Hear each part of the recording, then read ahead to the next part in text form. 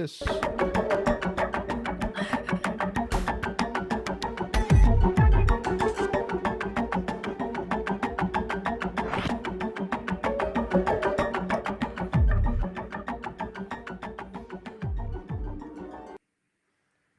Hello, hello, and welcome back to Retrieving Sanity with your podcast host Keegan, and this is your podcast for recovery-focused healing from addictions and traumas.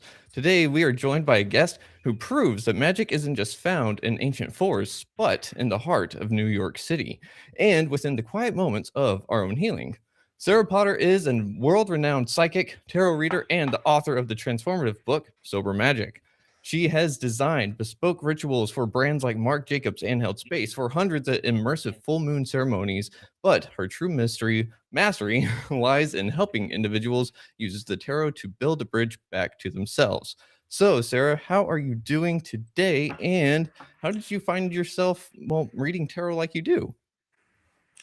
Oh, I'm so good. I love Sunday. Sunday is such a good day. Um, I feel like I don't get the Sunday scaries anymore, so it's just lovely to be here with you. And tarot's been part of my life for a long time. I found tarot when I was 12. I feel like so many magical and painful and challenging things come into our lives at that age. I feel like there's a reason so many spiritual rites come around that time Hmm. because for me, that was when I was really first accessing or attempting to understand my sense of power and agency and really trying to understand the world around me. Yeah.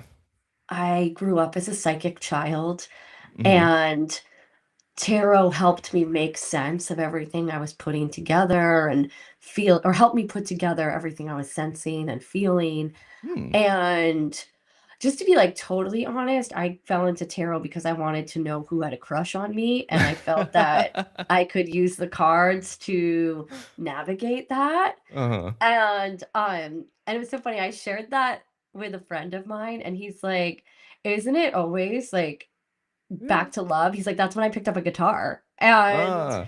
he was like, "At 12, I picked up a guitar to try to connect with others and understand like loving connection in that way." Hmm. And I think that's really sweet to think about. So, I that's when I found tarot, and I've had I feel like any long relationship, it's been up and down, and there were times I put my cards away and then picked them back up, and but now, we're stuck together. I We're together every day, so Ah. it is my longest lasting relationship and Oh. truly wonderful. Oh, I love that. That is really awesome. And I just got to say, I think you're right about that whole 12, 13-year-old range, because that's whenever Mhm. my shift happened too, and Wow. yeah, so I bet you that's something to really ask a bunch of people. But I love how you use tarot like that because, and you made that connection because, what was it? I saw something on Facebook not too long ago where it was like, if you were into the little thing that could do the paper shape, Yes. and like if you could do that, or if you like did something else to like just read fate or whatever, you're probably Mhm. into witchcraft and tarot now. And I was like, huh, yeah, that's right. How do they know? Isn't that amazing? I loved making those things. I was always making those things. I was playing MASH. Did you ever play Mhm. MASH? Yes, yes. Okay, yeah, yeah, yeah. You know, Sorry, that was wow, that's an old memory. Holy cow. right? Yes. Huh. My one of my greatest muses is my teenage self. Mm. So I think a lot about my interests at that time and how they've grown up with me into Huh. adulthood. And Uh-huh. so I really love that you saw that on the internet because yeah, those little like I don't remember what those little thingies were called that you fold up Mm-mm. and play with, but like yeah, that and MASH were two of my like favorite Yeah. games. And it's like, of course, she grew up to be the tarot reader. Yeah. Uh, Here's one question though that I want to help people dispel real quick before we get too far into tarot, because tarot has a lot of misconceptions with it. And one of my guests back in October, I think it was, she said that divination, or tarot rather, was black magic, and I was like, okay, like, you're free to have that opinion, but Mhm. like, I mean, from a certain perspective, maybe, but after exploring it, experiencing it, and really just getting to know what it is, I hold the opposite. If anything, it's a tool for great good, but I could see how it's also scary to some people, right? Because, like you said, sometimes you put your cards away, and I know sometimes I don't touch them whenever I don't want to know the truth. So, Of course. Well, I think that what I immediately think of actually is tarot's temperance card, which is balance and moderation. mhm, Not everything is a tarot situation. mm, And I think that discernment is really important. And I think that anything in excess is not going to be supportive. And as far as whether divination is good or bad, or how, like, the morality of it, mhm, for me as a spiritual advisor, I'm not here to tell you your moral compass. That's for you to understand. mhm, And I think that tarot is such a beautiful tool for self-reflection. And I feel like that is such an important foundation. I feel like so much of this world is designed for quickness and distraction, and being present and still can be uncomfortable for so many different reasons. And why I love tarot is it helped me find the comfort and peace in stillness, and to think about, well, what is it that I want? What is it mhm, that I need? And really getting to understand myself better. And to me, there's nothing evil about knowing yourself better and self-reflection, but when morality comes into something, I believe that's up to the individual. mhm. And you know what? Tarot doesn't need to be for everyone. It doesn't need to No, be for you. Not everything is for everyone, and mm-mm. that's okay. I think, like, how beautiful to celebrate differences, or to know what works and what doesn't work. And that's, I just gave up arguing about the validity of tarot a very long time ago, and I'm actually in full acceptance of, like, it doesn't have to be for you. That's okay. Mhm, I yeah, don't know. I want to know what that person was doing at 12. I'm actually far more curious about that. Tell me. Like, mhm, I want to know. I love hearing everyone's story. yeah. Okay. Oh, so thank you for just highlighting that it's not for everyone necessarily, and it's not for everything either, because I think whenever some people go down the spiritual path, quote unquote, sometimes people will lead themselves into a psychosis of sorts, or Totally. into something that is a worse situation than really whenever they started the whole journey, you know? But that's like what you said, temperance, balance in all things. And I just got to say, the title of your book, Sober Magic, kind of implies that you may have had too much of something in the past, right? I'd say so.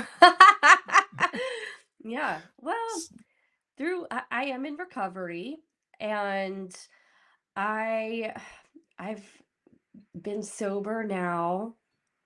It's so funny. I feel like sobriety has given me the gift of not keeping sobriety in the forefront of my mind anymore.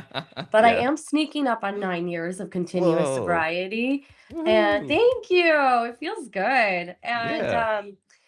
And through my journey and through Hmm. writing this book, I could really understand that I was turning to substances at quite a young age to combat my great sensitivity to the Mm, world, and to dull my senses and to dull my emotions, and um in a way that was harmful. And through recovery, I've gained tools that are actually supportive, and the understanding of how to move through feeling a lot of feelings and deal with discomfort and all of the challenges that I feel like come with being a human. And for me, what inspired writing this book was thinking about how tarot and witchcraft and 12 steps have come together to support my recovery journey because this is the longest continuous sobriety I've ever had in my life. Sobriety started at a pretty young age for me, but Mm, my recovery journey does include several relapses. mm, And I started I really see the whole world through tarot. I can just that's how my mind works. mhm, And I I was thinking the introduction of my book describes the inspiration of the book when I had a psychic attack and blacked out in a concert venue. oof. And I started thinking about it and I was like, wow, like afterwards in this reflection of really celebrating my recovery time in that moment, I was thinking like about the fool's journey of the major arcana and Mhm. how 12 steps is a fool's journey too. And I was like, how hasn't anyone like put these two together? And then I looked online, I was like, has anyone done this? And it's like not a deep dive, like a deep dive book. Uh-huh. And it just made so much sense to me. And I was thinking about how, through tarot, we go through the fool's journey and we go from the fool to the world, and then we start again at the fool, much like in Mhm. 12 steps, and that Yeah. the layers of healing show us more layers to heal. And I was like, ah, this is my book. Oh, that is way too cool, and I love the, tie-in connection right there because you're right, like, whenever I first started I just wanna also say congratulations on your, longest spree of recovery because that is just way too cool, Thank and you. yeah, and it really does highlight that no one has to follow this paradigm of someone else's design if that is what you're called to kind of follow, right? Because everyone's recovery is a little bit different. Some tools help some people, and some people don't even want to touch other tools. Like I'm sorry, but I don't Yeah. want to go donate plasma all the time or whatever just to like I don't know. There are some people that go and do that kind of weird thing. They do weird detoxes. That's not my jazz. So we're going to sit here and we're going to find things that work with me. But whenever it comes to the fool's journey and stuff like that, where did you find your first like journey with the fool? Does that make sense? I think so. Like, do you mean like the concept of taking a chance and like Sure. diving into the unknown? Yeah. Or Oh, actually, here, how would you also equate tarot to the 12 steps besides just that fool's journey? Because tarot is way intricate and like we can have a whole like series on every single card, you know? yes. So how would you describe tarot to someone that's possibly looking to take that deep dive? Well, what I love about tarot is the visual storytelling aspect and how each card points out different notions, archetypes, concepts to consider and how to apply them. Mm, And going in order with the 12 steps and that fool's journey and the major arcana, which in my book I also back it up with the minors too to kind of flesh yeah. out the everyday details as the minor arcana does. Uh-huh. Um and I felt like it brought in really supportive aspects to consider, and even going in order, thinking of these um, parallel fool's journeys that I thought integrated quite easily. Mhm. Just other ways to think about it, making it practical to embody, Mm. and being able to see how these concepts really support each other. And for me, like, I just think it's lovely to be a fool. I love the concept of the fool card. I have a dear friend of mine. We have had endless conversations about why we love that card so much. And I think when you really, I mean, there's challenges to being a fool, but I also think it's really lovely to dive into the unknown, free of expectations or something I've really leaned into through recovery is it's okay to be scared, but do it anyway. And Mhm. to me, like the Fool really embodies that energy of just kind of fearlessness that comes with great fear Mhm. and being able to not know what's next, but go into it. And it could be so much better than you ever imagined. I mean, my recovery journey's been challenging, but everything good in my life is because of recovery. Mm. And in that way, it's beyond my wildest dreams of what I could have ever, ever thought could be possible or part of my reality. And so I think sometimes we just need to be a fool and embrace it fully. Yeah, I'd have to agree. And it now that I'm thinking about it, it is really just kind of like addiction was a fool's journey, in a sense, but at the same time, the aspect of recovery is a fool's journey too because it's scary as hell. I don't know about you, but I thought getting sober was going to be like the end of the world. Oh, yeah, absolutely. Of course. I thought I was going to give up everything, Mhm. but every sacrifice I made has been well worth it for the gifts it's brought too. Mhm. Yeah, and kitty Look cat. who's here. Wanted to be on camera, huh? Always the star of the operation here. Speaking of cats and recovery, how has your cat helped you in your recovery and mental health? Oh, so much. She really has. I when I adopted her, I was still, it was before recovery. Mm. And actually, like through my step work, I did make an amends to her. And Oh. it was very she was very accepting and she was like, "You know, it was kind of fun when you were hungover and we would lay in bed for 2 days watching movies. Like, I kind of like that." But that's not how I want to show up in this world. And I think it's something that I really love about her presence in my life is being responsible for something outside of myself Mm. um, and she's so in tune with her intuition. She's very much like understands boundaries and has no problem communicating them. She knows what she needs and wants and makes sure that those needs and desires are met. And it's Mhm. taught me, like, it really has taught me to embody that as well. Mhm. And oh, she adds so much to my life. She's part of everything. Just as much as she's a part of this interview, she's a part of every ritual.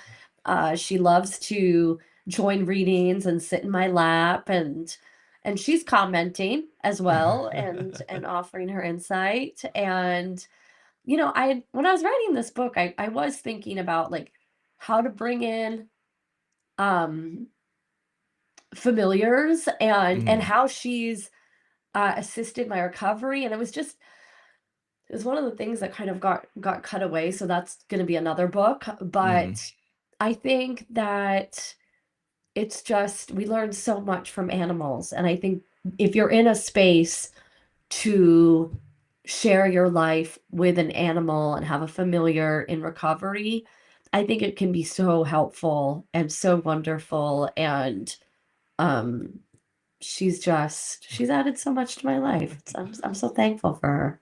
Yeah, I can't imagine the kind of adventures that y'all have had throughout the whole journey because, I mean, if it was before recovery, I can only imagine how hectic it actually got, because I know how hectic recovery itself is and I know everything before. So, Yeah, yeah, I mean, I really appreciate how she's been an anchor in my mm, life, and, um, now I'm, like, really excited to get out of bed every day, and I love the morning, I love waking up early, and she's mm, part of my routine, and she travels really well, so this cat mm. has stayed in some of the most luxurious hotels, it's quite incredible, and, I do full moon, parties at the Asbury Hotel once a month Uh-huh. in Asbury Park, New Jersey, and they are pet friendly. So she Ah. comes and on only on the full moon, because I'll usually stay for a few days and like do readings um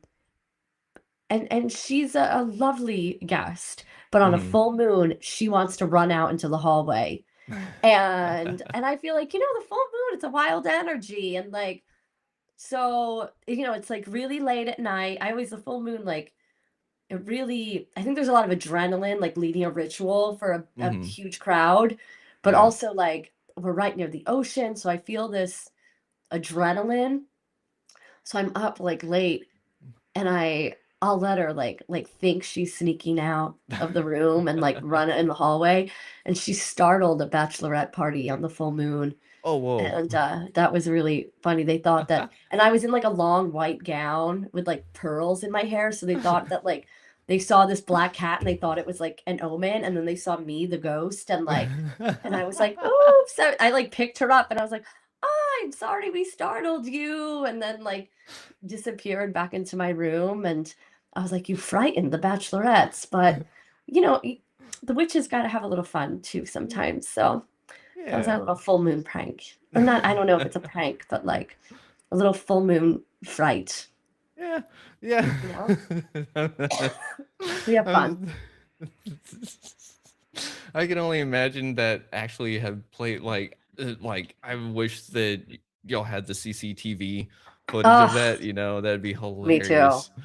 I know. I know.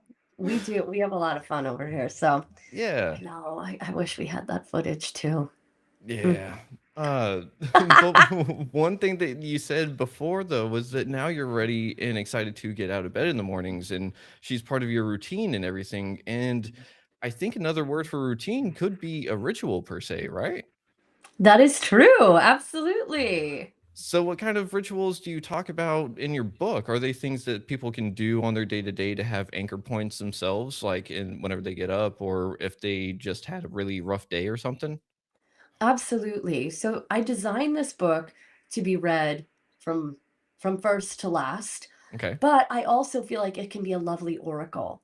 So Ooh. if you are feeling something or maybe you don't have the direction today, open to a random page, see what's there, it's meant for you. Mhm. And each chapter is accompanied by tarot spreads and rituals to help you understand and embody and integrate the lessons of that step. Ooh. So, um, and you don't have to do the rituals in order. You don't have to do Mhm. the tarot spreads in order either. But I always feel like, there's a moment where I'm like, like I think that's a step 4 issue I'm having today, and often I think when I'm having a step 4 issue, I'm actually probably having a step 1 issue, so I might go back to that and do that ritual today or use that tarot spread, and I mean, that's what I really love about tarot and being a pagan is it taught me how to create a routine Mhm. because I was able to ritualize everything. I had really, like, very little boundaries, no routine before I got sober.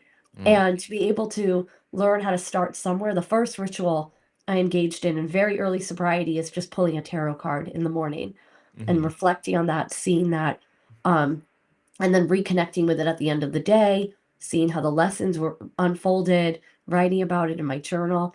And from there, I learned how to have consistency and build upon that. And because of the amount of energy work I do every day, I do a lot of rituals Mhm. to start my day, to end my day, but also throughout. Mm. And I really feel like I needed to learn structure, and that's how I was able to understand the type of structure I needed in my life.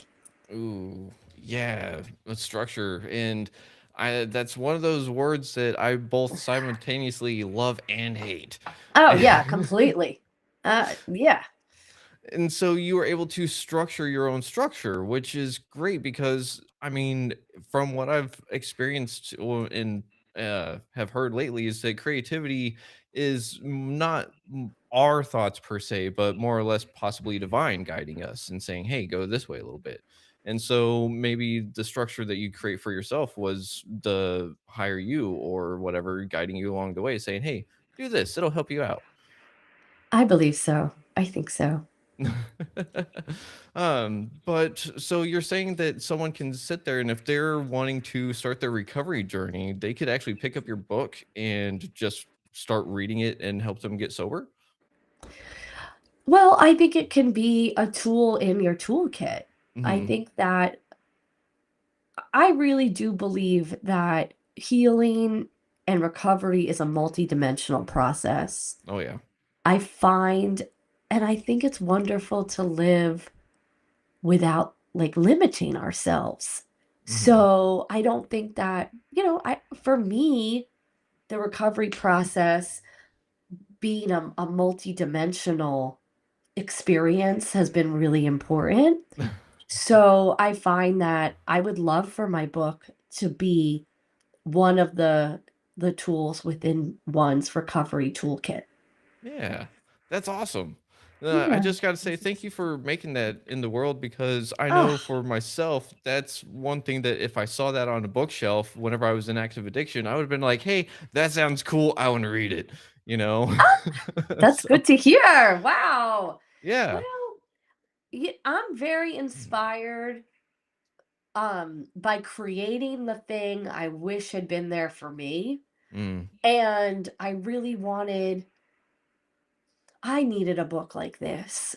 hmm. And I felt ready to share my story and my perspective. I mean, well, do you ever really feel ready to be No. courageous and vulnerable? Not really, but something bigger than me was lovingly pushing me maybe off the fool's cliff uh into writing this. And I I love hearing others recovery stories, and I really admire vulnerability and courage in others. It's a lot to put yourself out there. It's a Hmm. lot to, I think, there's no such thing as perfection, but I think to admit, like, I'm not perfect. I've struggled. I'm struggling. I'm figuring things out, Hmm. and this is what worked for me. I mean, that's something I really love about my experience in recovery communities is Hmm. how we can learn from each other's perspectives and to understand that something that can feel so lonely and so solo Hmm. is a very it's a valid experience, it's an understandable experience, and it is a resonant experience. And and I mean, I found addiction to be quite lonely, Yeah. and recovery is so filled with love, multidimensional love, multifaceted love. Hmm. And so if anyone can feel a little less alone in any way, but if you can feel that through reading my book, I mean, the work is done. I really would be honored if anyone can relate to that experience, because um it can be tough to be a human, you Yeah. know? Mhm. Yeah, it can be super tough to be a human from time to time, and it's one of those things that getting into recovery, some people may think that you have to meet certain prerequisites, or you may have to follow certain things to get sober, to get healthy again. And that was kind of my thing, I stayed out of it because I was like, hey, recovery, like I have to go back to church and stuff like that. And I'm not about to do that. So no, and that was just one of the things that kind of helped me, well, that held me back from doing it. It wasn't the entire truth of anything because, like you said, recovery is multifaceted, you know? I really can relate to that. I understand. I think that, and maybe this is like how we place limitations on ourselves, but I didn't know if I qualified as an addict, Yeah. and I didn't know if I qualified as a witch. I mean, I think there's like I had all these ideas of like, well, this is what makes a witch, or Hmm. this is what makes an addict, and it's just like, to be honest, this is how I feel.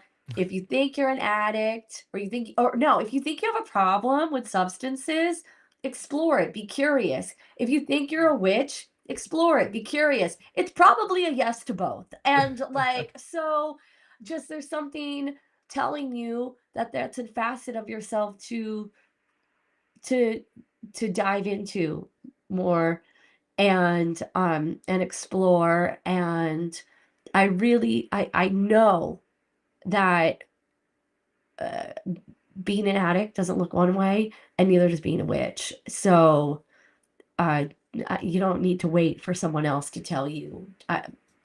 Don't let it get that far. I think in Yeah. either vein, but like, just it's wonderful to be curious, Hmm.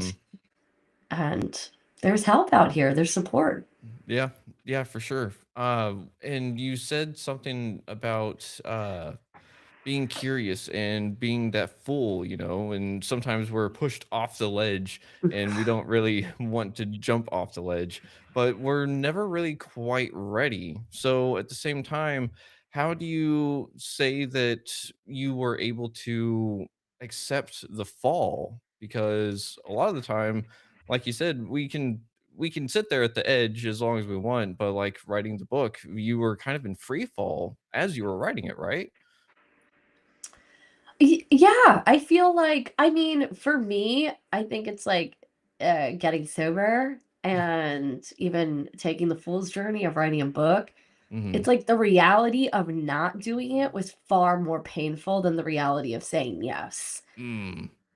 And, there were other books I thought I was going to write, Mhm. and I didn't, and someone else did. And I really do believe in any creative act. Uh-huh. Look, I went to art school. I had a professor in art school who said, everything has been done. It's all been done. It's just up to you to do it from your perspective. And that's how you do it differently. And I've really held on to that. I really do believe that. Don't let the fact that, oh, it's already been done to stop you, because you haven't done it yet. So it hasn't been done. Mm. But there was something that I just knew that I needed to share my story. This was Mhm. part of like why I'm here. Mhm. And this is part of, I feel like, my spiritual path, my sober path, my creative path. And I did feel an urgency of like, Mm. this just needs to come out of me and it Yeah. needs to be shared.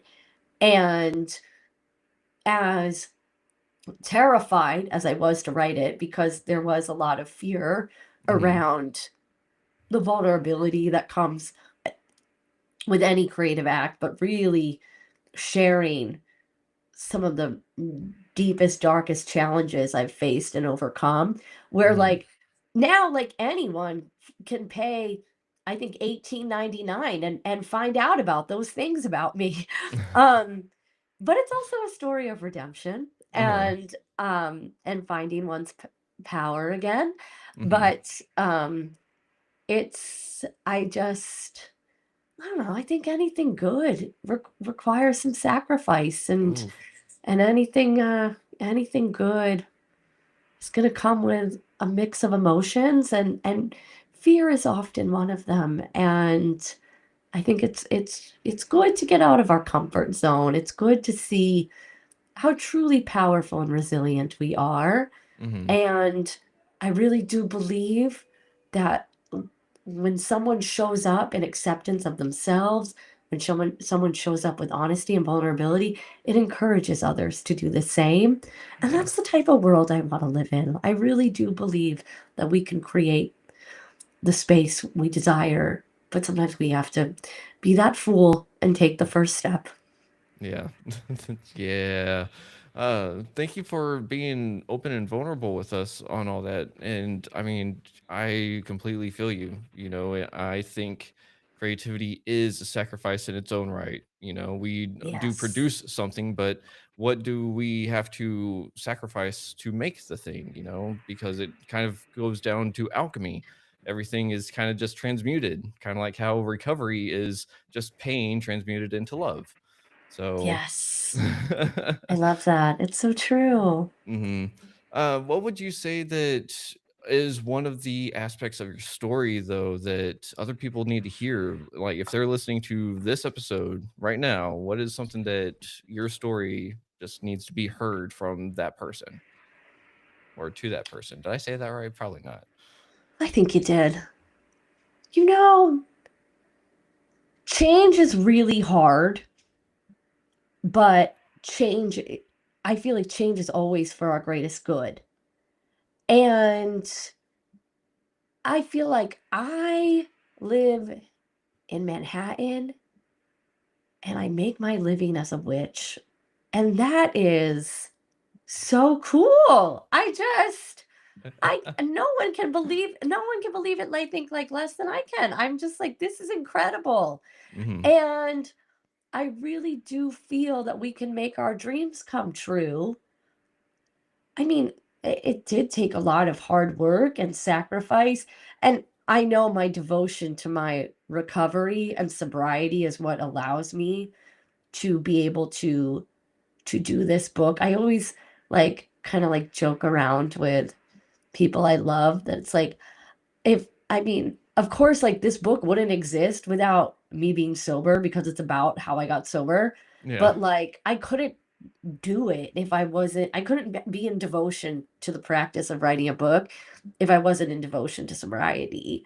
Mm. And I think it's just really important to remember that like life can look very different. And of course, like that's good, bad, surprising, otherwise, but we are not beholden to our addiction. And something that I love about 12 steps, I have a lot of mixed feelings about 12 steps, probably because I'm an addict. Like, but for me it works. It provided that framework that I needed to reflect and understand myself, my motivations, my choices, and to make changes to act differently. Something that I love about recovery is it gave me the understanding of like, hey, what you're doing isn't working, so try something else. And the confidence to do that. So, you know, I was at the deepest, darkest depths of a pit Hmm. when I was drinking.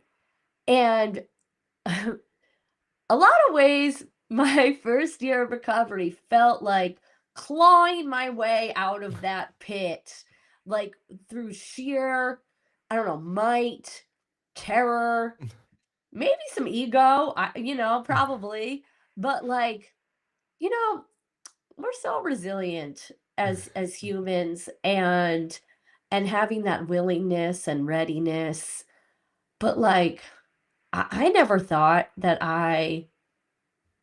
like I don't know, like 9 years ago, 10 years ago, would think on a beautiful Sunday afternoon, I'd be looking out at Central Park, talking to my friend Keegan about my recovery journey. That's nearly 9 years of sobriety. Like, it's Hmm. incredible. And I just feel like,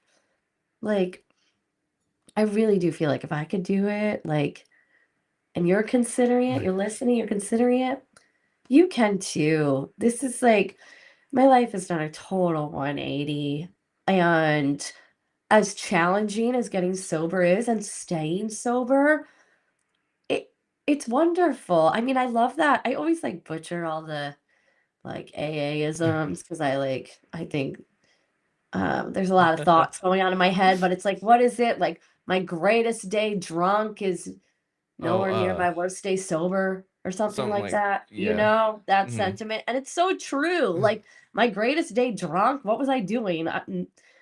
Nothing Eh, of merit, like no. nothing loving towards myself. Like Mm-mm. now I just it as challenging as clarity can be sometimes, it's the greatest gift and I have it in abundance. So Yeah. it's wonderful.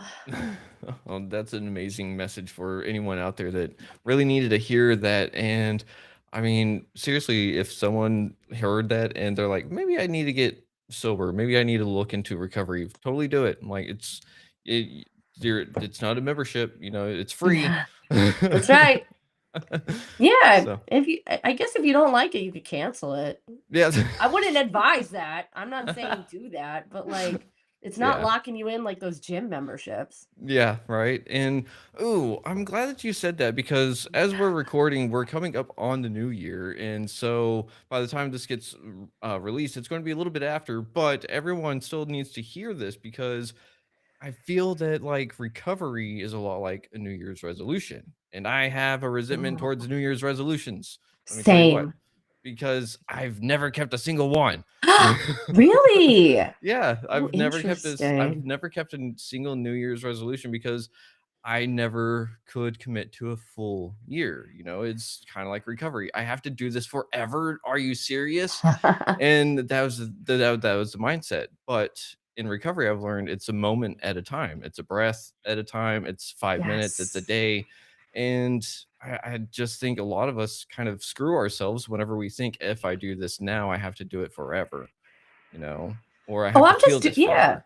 I'm Go just ahead. doing this one day at a time, and somehow now it's nearly 9 years. So Yeah. that's all it is. Yeah, and I mean, like you said, sometimes that clarity is challenging, and sometimes that new challenge brings about old triggers that we thought we were kind of done with or whatever, and we're like, "Oh, well, how do you handle those situations?" Because I mean, that's how a lot of people end up falling into a really bad relapse and maybe not get out of that relapse, you know? Oh, of course. And I have a lot of compassion for that, and I've been there. Mhm. That's part of my story.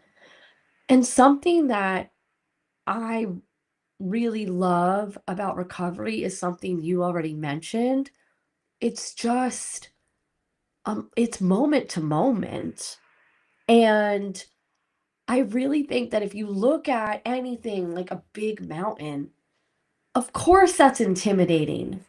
But when you just do it one step at a time, it's manageable. And something I've learned in recovery is like, so discomfort was um was a big trigger for me. It still Mm. is. Yeah. Look, we live in a world filled with triggers. Like Mhm. that's gonna be it. Recovery's not gonna take those away. I hate to spoil it for everyone.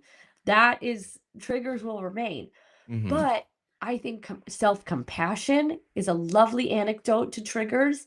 Acceptance, understanding of what you need and how you can be supported is wonderful.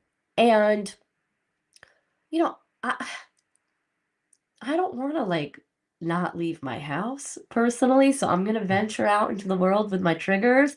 I mean, there's triggers going on in my own mind. So they're going to find me wherever I am.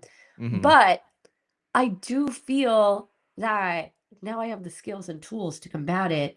And discomfort used to feel like it was going to kill me. Yeah. And it's actually not. No. Discomfort's not going to kill anyone. Mm-mm. The destructive habits to cope with it could, though. And the reality for me is I can be uncomfortable for 5 minutes. Yeah. And after that, I can check in with myself and see like, am I still really uncomfortable? Well, do I have to be in this situation or can I go? Can I do something else? Can Uh-huh. I can I have help and support? Like Mhm. I don't have to do everything on my own. Recovery's taught me there's tons of help available. And things that used to make me uncomfortable, I can actually have the help there with me. So I'm not navigating it alone. Even if it's just texting someone I love or having a little phone call or having that reminder, or you know what? I mean, maybe they're going to come with me and or maybe I don't have to go. I just Mhm. feel like but universally, I've understood I can handle that discomfort. And the 12 steps has provided that framework for me to actually understand where the discomfort stems from. And Mhm. for me, when I figured out what that was, I could accept it more easily and accept myself and show myself some love and compassion where it needed. Mhm. And, um, but not like we don't need to react to everything. So I think just embracing stillness and actually reflecting on what is it that I need right now so that I don't feel like I have to pick up and use or drink.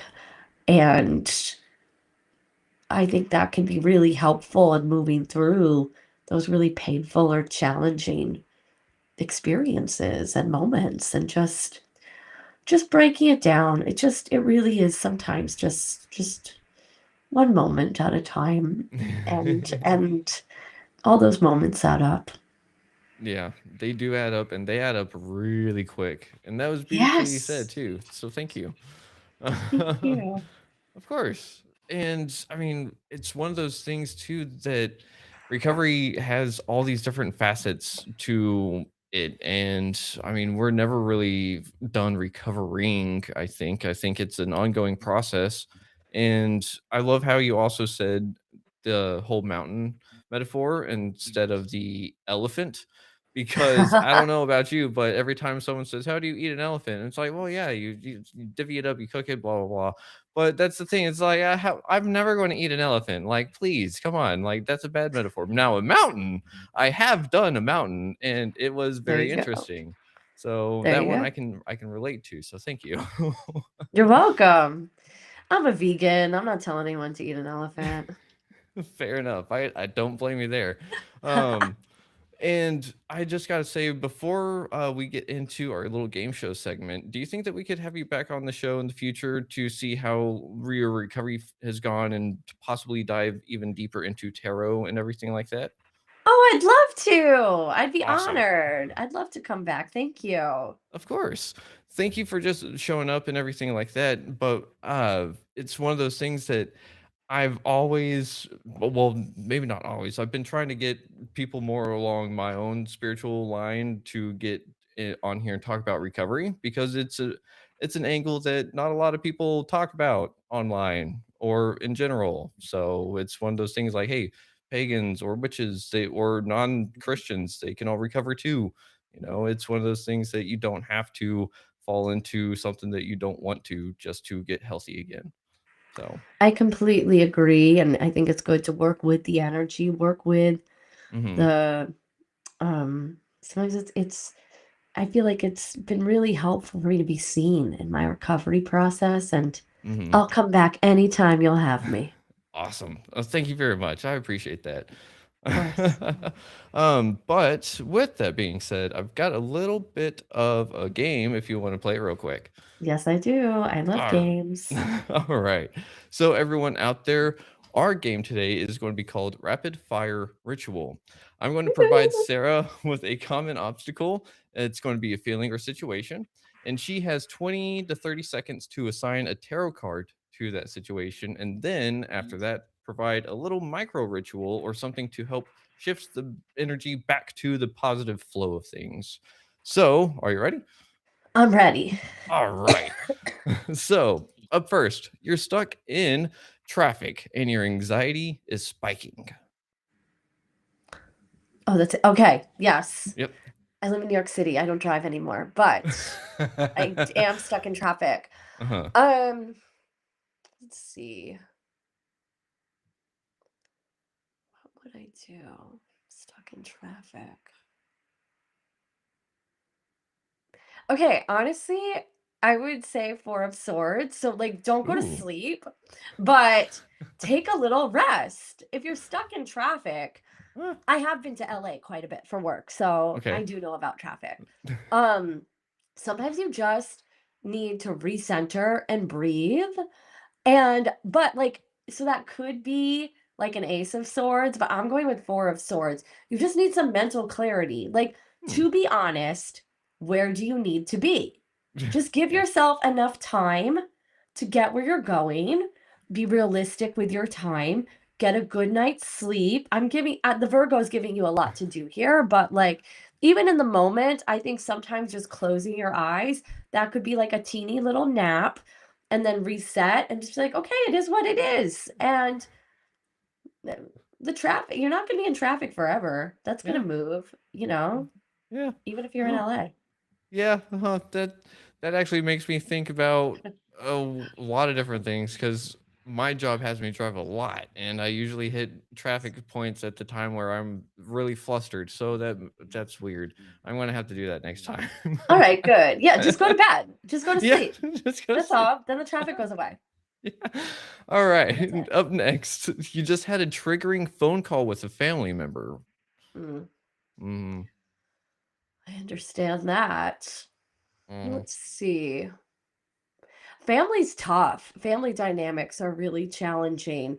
So this mm. is what I would say for that. Okay. Is I actually am really feeling the 10 of cups, which is Ooh. such a beautiful card of um chosen family.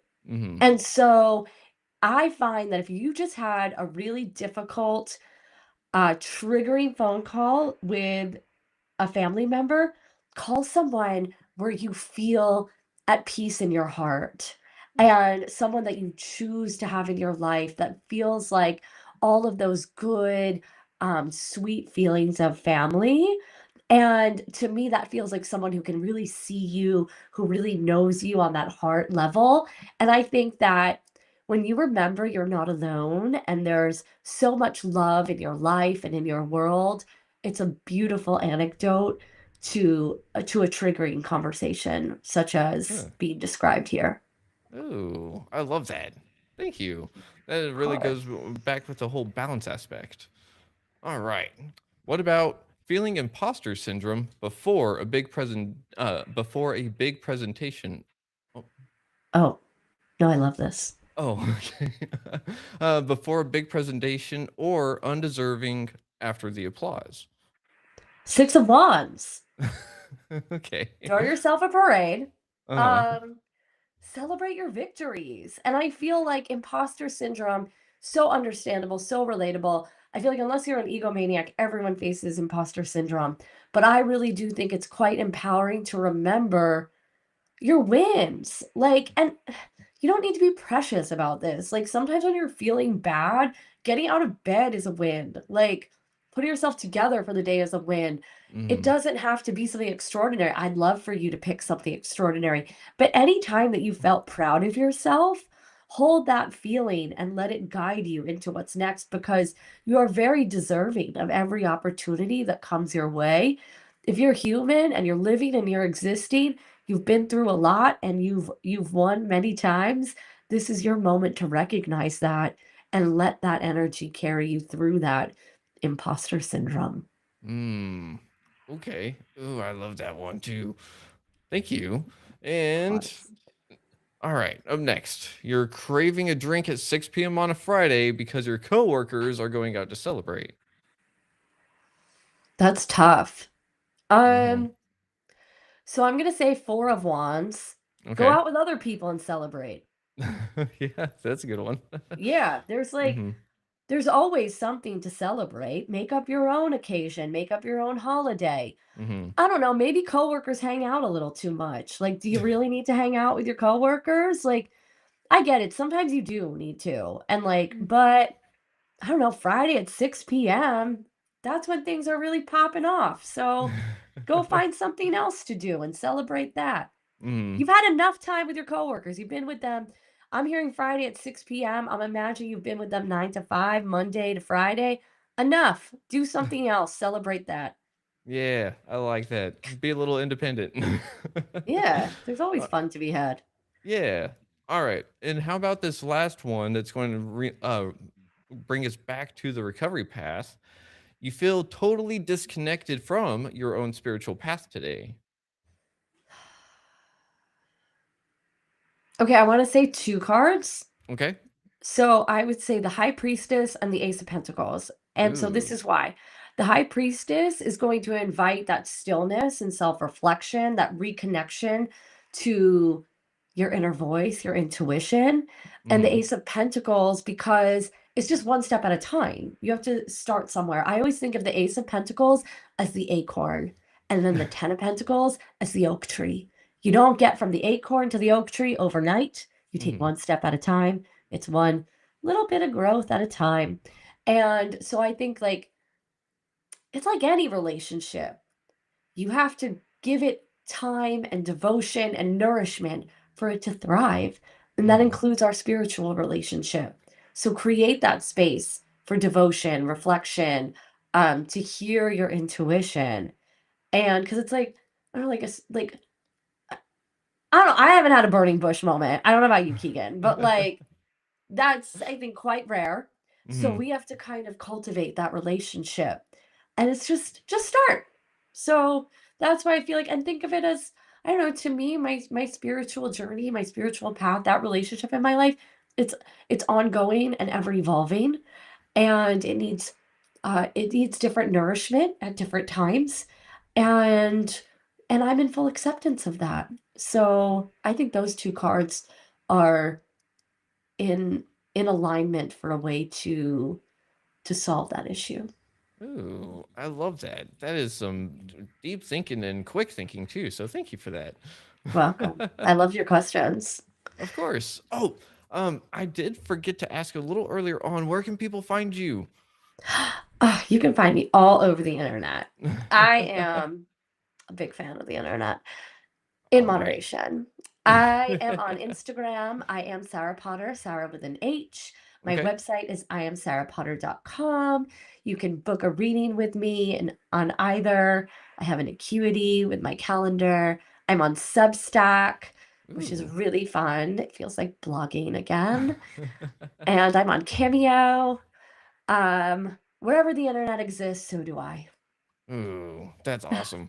It's it's one of those things that we've got to use the internet as well. It is a tool. It is a networking aspect of things, and I mean, whenever I think of the web, I've ever since I've really learned more about spiders and stuff. There, and the internet is a giant web, so we can create our own reality through the internet. It's kind of interesting. So cool. Yeah. Spiders are so cool. They're a lot cooler once you start to dive into the symbolism and you're not afraid of it anymore, but It's they're true. still it's still a little like, "Don't want them to bite me," but Oh, yeah, yeah.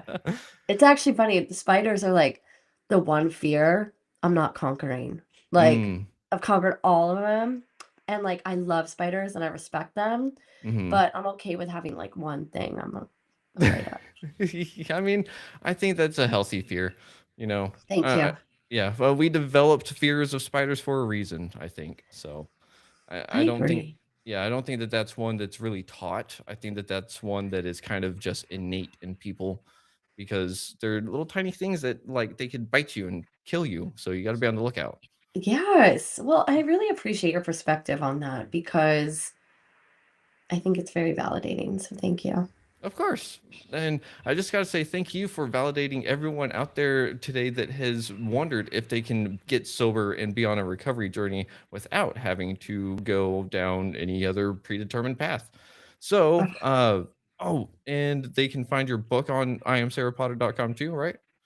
Yes, and on my Instagram, it's available wherever books are sold. Silver Magic, Using Tarot and Ritual, and Your Journey Away from Drinking out on Running Press. Awesome. Well, Sarah, we'll see you in the future. Oh, I did forget this last bit for for your amazing work in the rapid fire ritual. We are giving you the title of the architect of the luminous path for retrieving sanity. So we got to say thank you. Ooh, thank you. I Of receive course. it. Amazing. And is there Okay. anything that you'd like to leave the audience with for this wonderful Sunday afternoon? Mm. Ooh. I encourage you to be curious. If Okay. something's lighting you up, follow it. Mm. Ooh. And then if it's a little scary, that's probably the sign that you need to take a little bit of a leap of faith, maybe. Yes, I love that. If it's scary, do it now, Fair enough. right? Yep. All right. Well, with that being said, everyone out there, thank you for listening to Retrieving Sanity on WDJY 99.1 FM. And this has been Keegan. This has been Sarah. And we'll see y'all in the future. And don't forget to try to love yourself, love others if you can, but you got to love yourself first. And if you're having a mental health crisis, call 988. And if you're in the LGBTQ plus IA plus community, sorry, I always mess up that last little bit, dial the Trevor Project up in Canada and we'll see y'all in the future. And with that being said, much love. Shalom. Hi.